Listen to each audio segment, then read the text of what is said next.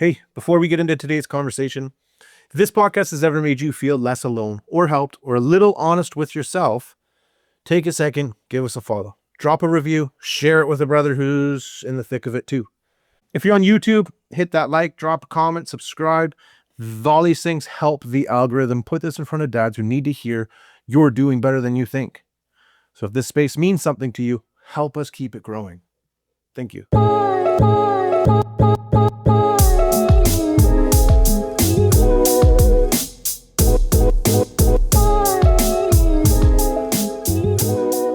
Boys, this is episode 21.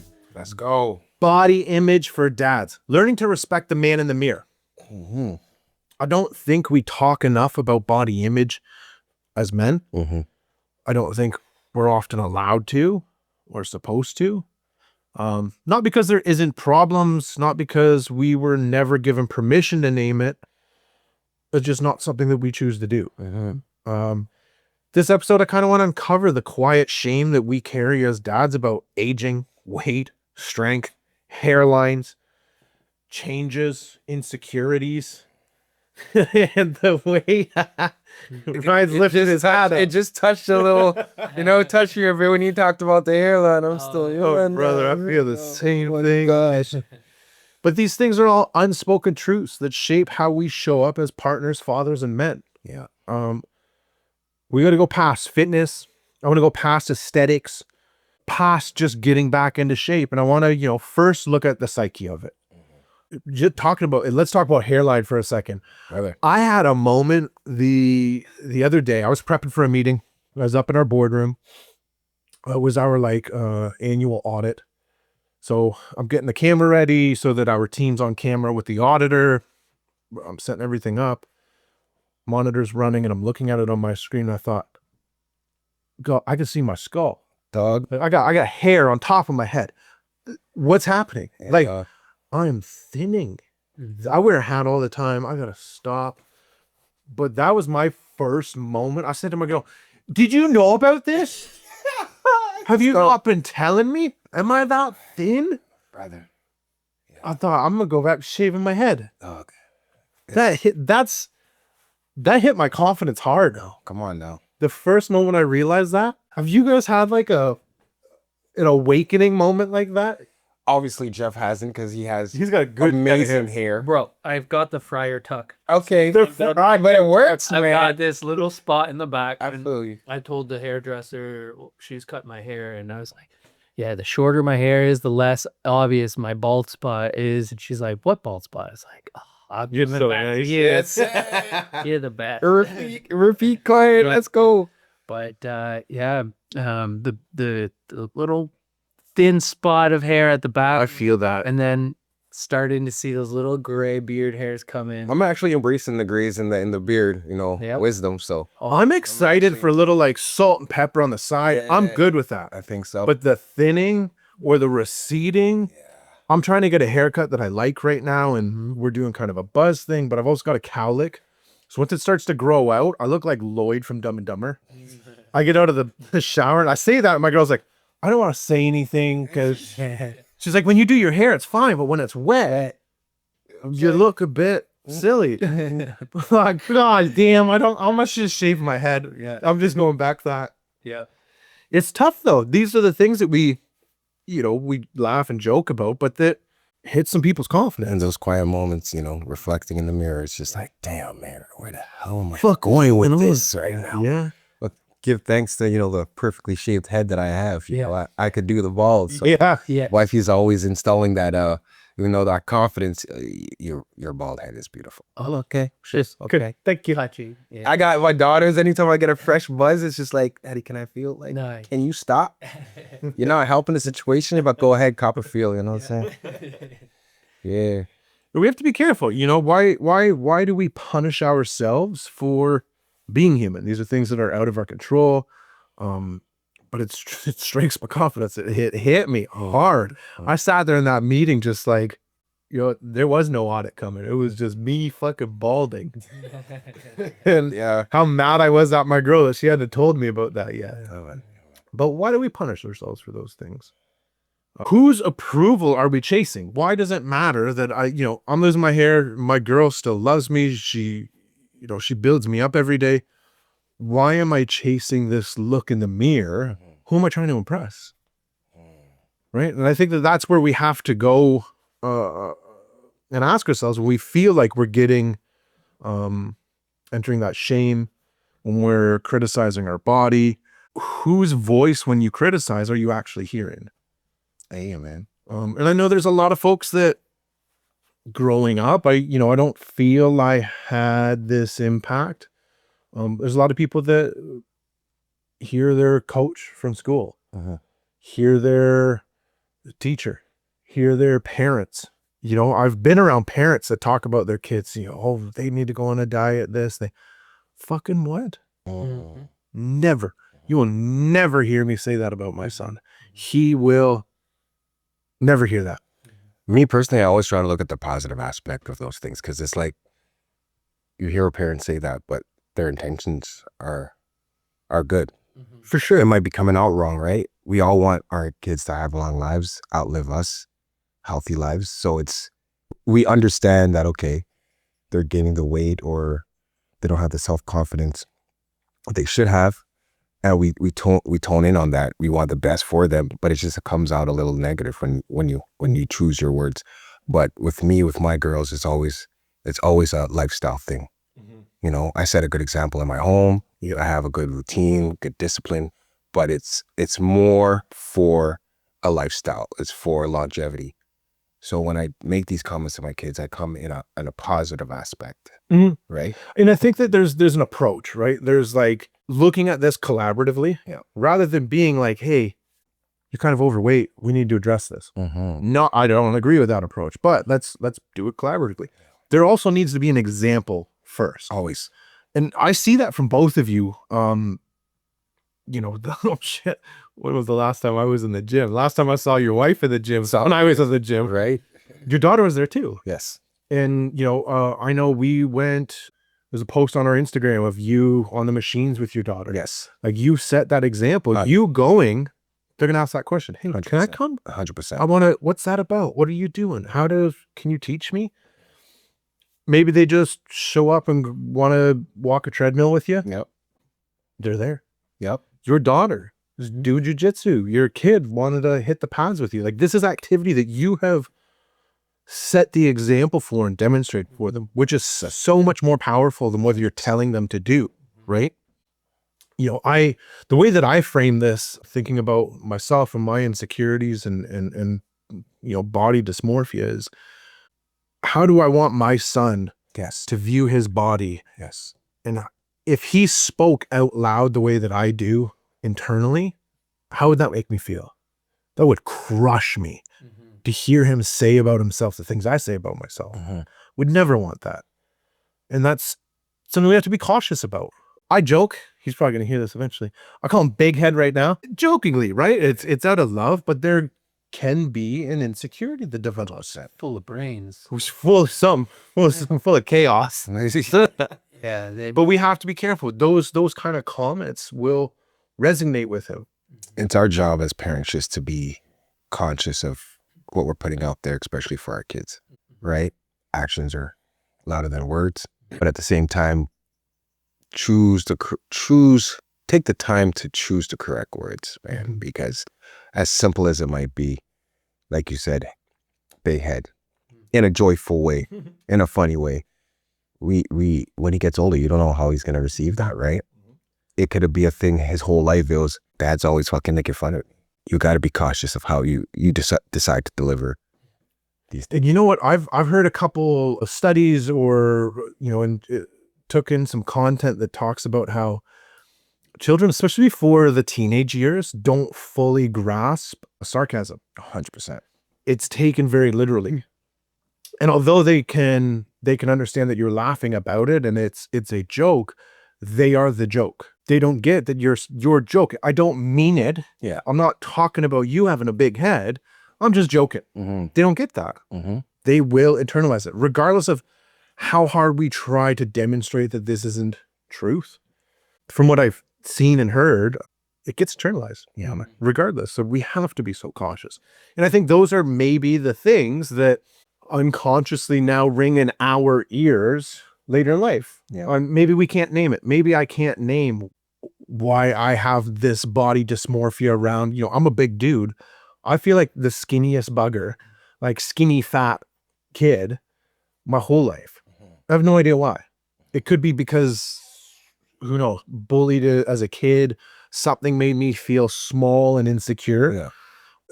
And my whole pursuit in fitness is just to become a goon, just a big old rugby playing looking tough guy. That was my whole agenda, especially in my 20s. Now, not so much. Don't care. But these insecurities come from somewhere, right? Your self-talk is a big thing too. But like I growing up went through every phase. I was emo, goth. There's rap phase. I wasn't like Testing the waters. testing the waters, try to figure out who you are. I'm an art kid and hockey player, and some versions of yourself you get positive feedback. Some you get those jokes made about you. Like I had black hair at once, like goth, like spikes on my wrists. There's lots of jokes about that, but like I really enjoyed feeling good about myself when I thought I looked good because I don't know. And then, but now I'm pretty tame. Like I keep it. Yeah, we're all pretty boring. Ryan's pretty stylish, I gotta say. Yeah. Hey, thank you, sir. I take pride in that. But that motivates me. We went out for that guys' night the one time, and you just look so sharp, and I was like, fuck. I remember that. Tired. Yeah, respect. That rings out. Yeah. We were sat there. I felt normal. I felt like that's just how you dress. Just like, oh man, I know you're dressing up.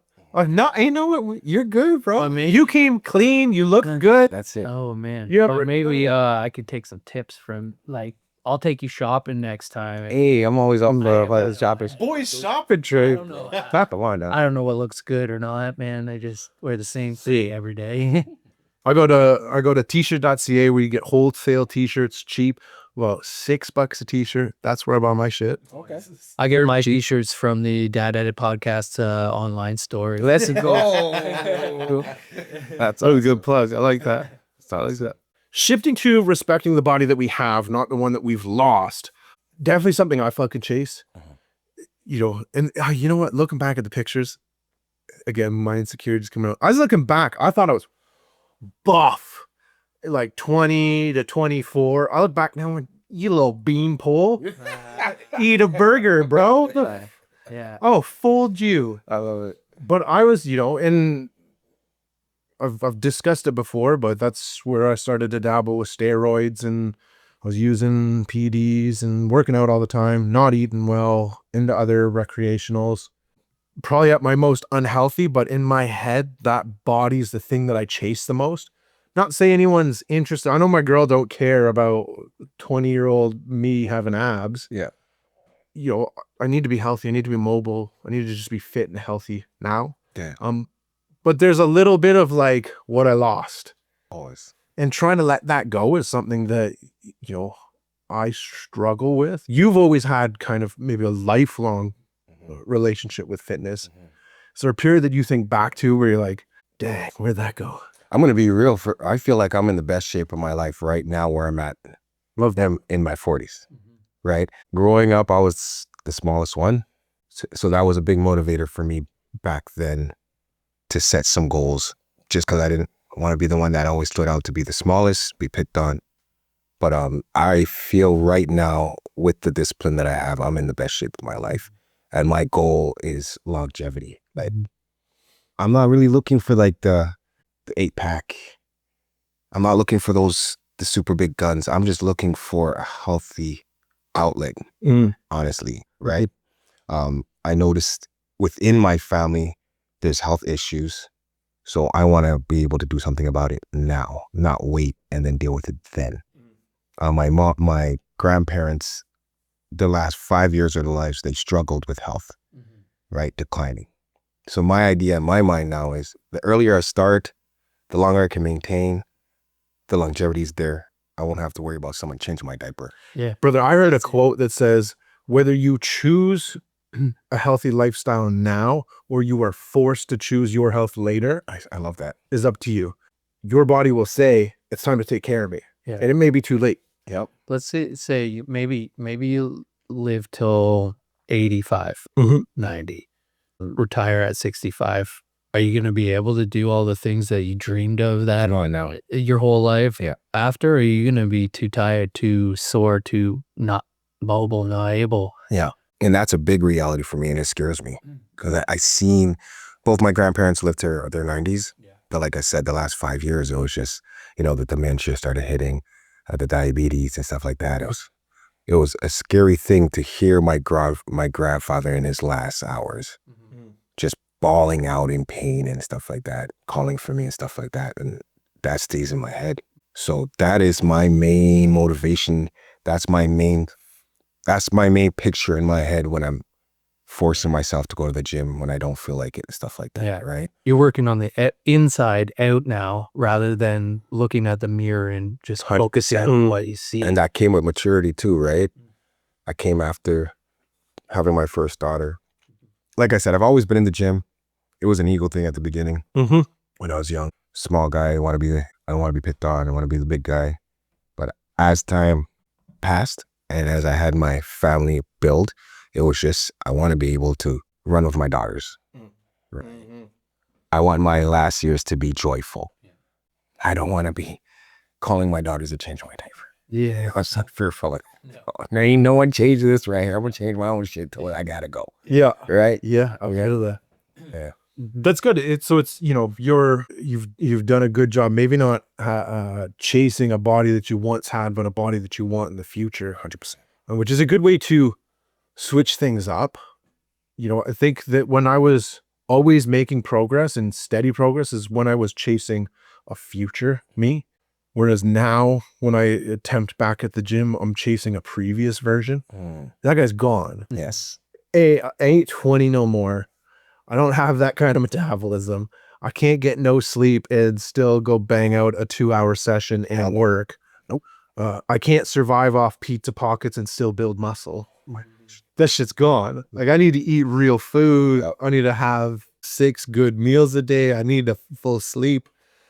I think that's a switch that I still have to make. Yeah. That mental switch, that rewiring my brain for it. But I gotta say, fatherhood has helped changing my identity in that sense of like what I want to portray to him. Yes. Like, I need to get comfortable in my skin because he has to see that. I refuse to let him see me look in the mirror and be disappointed. Yeah. Put on clothes and go, oh, fuck. Not happy. I think the older you get to, you stop trying to impress others and just whatever feels good. The second you stop dressing a certain way for just to try and fit in or look in a certain way and just realize, like, do I feel good? Like, I get my hair cut, it feels good. I feel on top of the world with it. As long as I don't look at the top of my head. Okay. Like, I can't see the back of my head, so I don't really care. But as soon as you just start, you remember nobody really gives a shit. Nobody's looking at you. I look at Andy, I'm like, man, he's tall. Like, I wouldn't like when you and me would practice boxing a little bit, I'd be like, fuck, I'm done for it. But so it doesn't really matter. Like, once you stop comparing yourself, stop trying to fit in and realize nobody gives a fuck. Like, 100%. like, you could dress in a clown wig and I'd be like, that's a cool choice. Come on now. Sick, bro. That's fine. You think, man. Once you start blocking out all the noise from society and you just start listening to yourself and your body. Yeah. And it changes. Being a dad's easier to do that because your focus is on somebody else other than yourself as well. You're just too tired to give a fuck. Yeah. 100% too tired to chase trends and chase this, chase that. 6, 7, yeah, okay.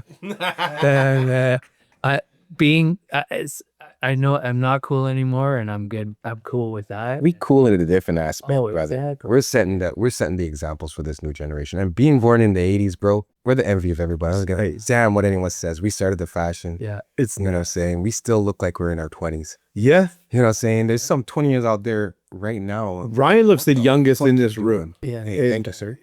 Yeah. I take pride in that. Yeah.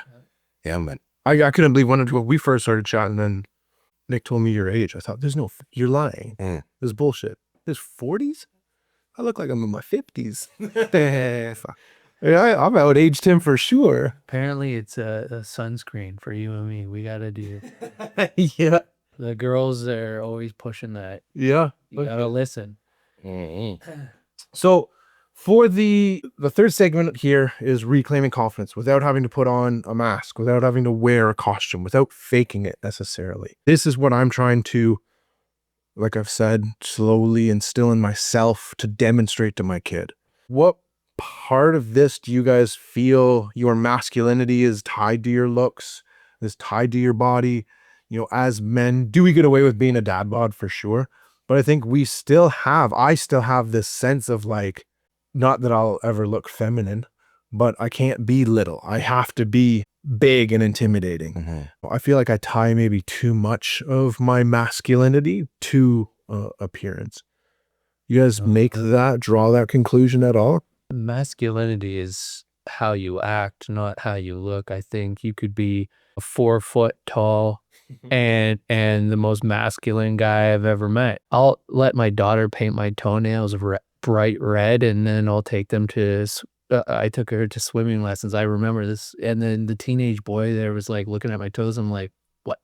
Like I have a daughter, like this, that's like the manliest thing you can do is let her paint your toenails and go out in public. Hell yeah. How you act and feel is the main manly, masculine part of it. I don't know if that makes sense. I think like, man, it's just part of being who you are, part of being human, you know, like we're given this body, you know, this temple that we're supposed to take care of. And the minute we start veering off, getting too busy to focus on what was given to us, it's a natural thing to start criticizing self, but it's for you to confront that self-sabotage, those inner talks. It's for you to start digging deep and trying to find some root causes of why you feel the way you feel about self, putting in that work, and then tapping into that masculinity part, like man up, and what are you going to do about it? What's the plan you're going to lay out so you could be where you want to be at? That's how I feel when it comes to that. I'm saying you have the power to create your own destiny, bro. Body, career-wise, family-wise, spiritually, you have that power. Confront the negative part about it. You gotta confront the negative part if you don't want to do the repeat of the bullshit. Find that root cause. Take the time to find that root cause. If it's self-reflection, journaling, whatever the case is, find the root cause and then address that and move forward. We're men. I think that's really good advice. I think that maybe somewhere in there, these insecurities stem from grief, and maybe unaddressed grief of some sort. Who knows? Whether it's daddy issues, bullies, self-talk, how you were brought up. I think that reflecting inward helps. And I think that you have to address that self-talk, like you're saying, and be okay with it. It's going to happen. I mean, I'm pretty sure we did an episode on a self-talk and that imposter syndrome. And when I'm in that mode, being like, okay, it is what it is. Let's be patient with myself, but let's change that way of thinking. Yeah, what are you doing about it, right? Why are we in this mood? What's happened? Yep. Did you eat something that sucked and now you feel bloated and like a fat shit? Let's not eat that anymore, maybe. You don't need to eat a brick of cheese for a snack, right? We have to address these things. There are cause and effects. I like that. That was really well put. For our kids, put out one question. How do you guys model self-respect for your children? How do you show them respecting yourself? Respecting others. If you can't respect others, you can't respect yourself. You don't respect yourself. So through how I talk, just to say within my household, how I speak to their mother, how I speak to them in good situations or bad situations. How I put myself out into the world. Like my youngest right now, she works part-time with me during the week. She comes to work. She sees how I deal with the crew. I got a crew of 30 people that I deal with on the daily. And she sees how I maneuver and how I'm respectful. And then people could come to me and talk to me. And she hears that on the floor, oh, your dad is one of the best supervisors or whatever. It's the way I present myself to others. And through doing that, I feel they can analyze for themselves of, okay, how to be, or how to have, how to find that self-respect for themselves. Just how I speak to others, man. It's like mentorship, that what you're doing right now, she's seeing it in action rather than just speaking, saying, do it this way. Yeah. No, she's seeing you do it a certain way, and the positive results from that is, it's an excellent way. Yeah. And it's like a great feeling is that, so I have my youngest that comes to the gym with me sometimes. And then I have my middle that I've been struggling with to live a healthier life. And she's been just, I feel like she sees how her mom is so consistent and puts health at the top, one of the top 3.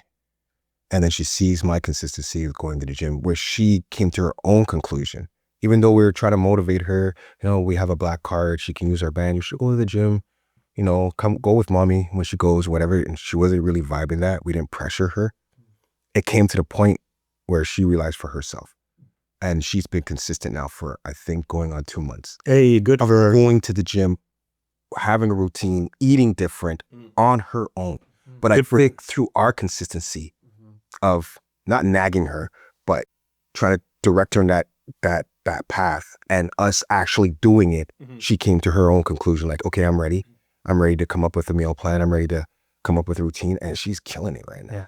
And then the affirmations. Every time I come home and I know she's went to the gym, I'm like, ooh, look at that booty. Like, I just throw that in there. I get a smile out of her, and she's like, stop it. But I motivate her with my words, bro. Keep going, and I'm so proud of her. It's a wonderful thing to see that she figured it out on her own, and she made it a priority for herself. So it's like, I'm fucking winning. Keep doing your thing, girl. You're beautiful how you are, but where you're going with this, you're going to be fucking shining. But no matter what, we're here. We got you. Yeah. And this is the hardest time of the year in Canada, the deep, dark winter when it's hard to even get out the door into your car. This is a real thing, man. I used to hear this a lot, and it's like, myself, I didn't get it because I just of who I am, always try to stay positive and stuff like that. But I see it at work, in people, like coming in when it's dark, leaving when it's dark. It affects us, right? Bro, I remember, speaking from like a worker's standpoint, and waking up at 5 a.m. to get dressed, make my lunch, get out of the house at 5:30 to go catch a bus 4 blocks away by 6:05. So I could ride the bus for an hour, catch another bus, and then make it to work. But it's -20 out and it's pitch black. I don't get to see the sun because when I go to work, it's dark. When I leave work, it's dark. It's 2 hours to get home, 2 hours to get to work. I was miserable, man. And it's just that, like, then, at that time, I'm not going to the gym. I'm not going out to get groceries. I'm going to run over to the variety store, grab some pizza pockets and some fucking bologna and some Wonder Bread. Yeah. And that's what I'm going to live off of. Like, you're just miserable and it just stacks. Yes, it does. Right? Yeah. So congrats to her for making it happen during the Yeah, hell Yeah. hardest time. Yeah. Show it out for your own good job. Truly proud of her for that. I'm proud of all my kids, but for her to make that decision, that leap on her own, it's just like, okay, yeah, what we're doing something right. And that, just keep on going. yeah. And that promotes like positive self. Hell yeah. And as a female, like, all those emotions get mixed up. Like, you want to be able to look in the mirror and say, I'm the best version of myself. I'm trying. Mm-hmm. And you know to yourself that you're trying. You're not lying to yourself. Mm-hmm. So it just motivates you in a different way. I think that's the most important, is to be kind to yourself for trying. Come on. Like, again, we've gone over in an episode, but, teaching and modeling the behavior that it's okay to fail. Yeah. That, I'm going to go to the gym. I'm going to run for 4 or 5 months, then I'm going to fall off. That's okay. It's the season. I don't have the time. I'm prioritizing my newborn instead of going for a jog in the mornings. Those things are okay. Be kind to yourself. You'll get back out there. Mm-hmm. I think modeling respect is demonstrating it yourself and how you carry yourself. I think that's a great point. To wrap up here, make sure you guys go over to our Spotify and our YouTube. Comment with a moment that you've realized your body deserved compassion, not criticism. Share that moment with us. If you're not on podcast, don't forget to follow, review, share this podcast with a dad who needs to hear that his worth isn't measured in the mirror. Come on now. Your body's not the problem, it's the proof. It's survival, it's love, it's effort, it's endurance. When you learn to respect the man in the mirror, you teach your kids the language of worthiness that they'll carry the rest of their life. We appreciate you guys. We is all we got.